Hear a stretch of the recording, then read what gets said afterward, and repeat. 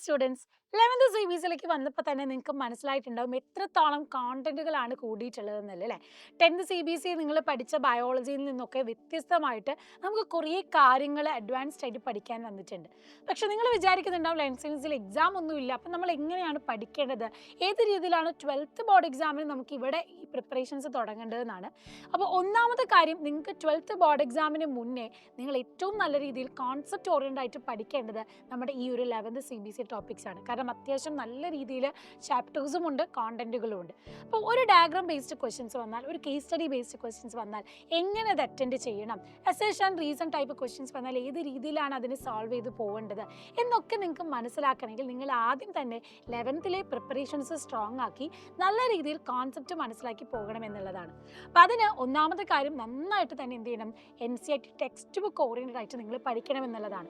11th നിങ്ങൾ ഇത്രയും chapters, നമുക്ക് ബോട്ടണി സുവോളജി വെച്ച് നോക്കുമ്പോൾ ഇപ്പോൾ നിങ്ങൾ പഠിക്കുന്ന ചാപ്റ്റേഴ്സ് നോക്കിയാലും ബയോളജി ക്ലാസിഫിക്കേഷൻ, ലിവിങ് വേൾഡ്, അതുപോലെ പ്ലാന്റ് കിങ്ഡം, ആനിമൽ കിങ്ഡം, ഇതൊക്കെ നമ്മൾ നോക്കുമ്പം അത്യാവശ്യം നല്ല രീതിയിൽ ഡയഗ്രാംസ് വരുന്നുണ്ട്.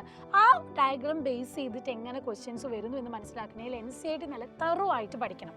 അപ്പം NCERT പഠിക്കുന്ന ആ ഒരു ഫ്ലോയിലേക്ക് നിങ്ങൾ വന്നാൽ മാത്രമേ 12th CBSE ബോർഡ് എക്സാമിന് നിങ്ങൾക്ക് ഈ പാറ്റേൺ ഫോളോ ചെയ്ത് കോണ്ടന്റ് വൈസ് ആയിട്ട് പഠിക്കാൻ പറ്റുള്ളൂ.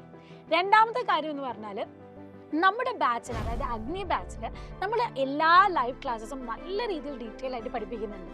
അതുകൂടാതെ തന്നെ നിങ്ങൾക്ക് ചാപ്റ്റർ വൈസ് യൂണിറ്റ് എക്സാംസുകൾ, മൊഡ്യൂൾ എക്സാംസുകളൊക്കെ നമ്മൾ കണ്ടക്ട് ചെയ്യുന്നതുകൊണ്ട് തന്നെ നിങ്ങൾ ഈ ഒരു പാറ്റേണുമായിട്ട് നല്ല രീതിയിൽ എന്ത് ചെയ്യും, ഫെമിലറാണ്. ഈ ഫെമിലർ ആവുന്നത് കൊണ്ട് തന്നെ ബോർഡ് എക്സാം എന്ന രീതിയിൽ പ്രിപ്പയർ ചെയ്യാനും നിങ്ങൾക്ക് ടൈം മാനേജ് ചെയ്യാനും നിങ്ങളുടെ എക്സാമിന് വേണ്ട സ്കിൽസുകളൊക്കെ ഡെവലപ്പ് ചെയ്യാനും നല്ല രീതിയിൽ നമ്മുടെ ബാച്ച് നിങ്ങളെ ഹെൽപ്ഫുൾ ആക്കുന്നതാണ്.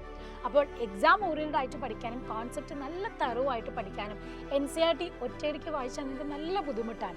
അതിന് നല്ല രീതിയിൽ സിംപ്ലിഫൈ ആയിട്ട് നിങ്ങൾക്ക് മനസ്സിലാക്കി തരാനും നമ്മുടെ ബാച്ചിലെ ക്ലാസ്സസ് നിങ്ങൾക്ക് വളരെ ഹെൽപ്ഫുൾ ആയിരിക്കും. അപ്പോൾ ഒട്ടും സമയം കളയാതെ തന്നെ എത്രയും പെട്ടെന്ന് നമ്മുടെ അഗ്നി ബാച്ചിലേക്ക് ജോയിൻ ചെയ്യുക. തന്നിട്ടുള്ള നമ്പറിലേക്ക് കോൺടാക്ട് ചെയ്താൽ മതി.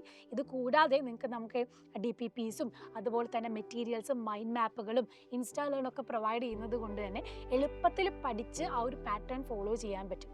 അപ്പോൾ 12th എത്തുന്ന സമയത്ത് സബ്ജക്റ്റിൻ്റെ ഒരു കണ്ടിന്യൂറ്റി കിട്ടാനും നിങ്ങൾ നിങ്ങളുടേതായ രീതിയിലൊരു പ്ലാനൊക്കെ സെറ്റാക്കി ഒരു സ്ട്രക്ചറലായിട്ട് ഓറിയൻ്റ് ആയിട്ട് പഠിക്കാൻ നിങ്ങൾക്ക് വളരെയധികം ഹെൽപ്ഫുൾ ചെയ്യും. അപ്പോൾ അഗ്നി ബാച്ചിൽ ഇപ്പോൾ തന്നെ നമ്മുടെ അഗ്നി ഫാമിലിയിലേക്ക് തന്നെ ജോയിൻ ചെയ്യുക.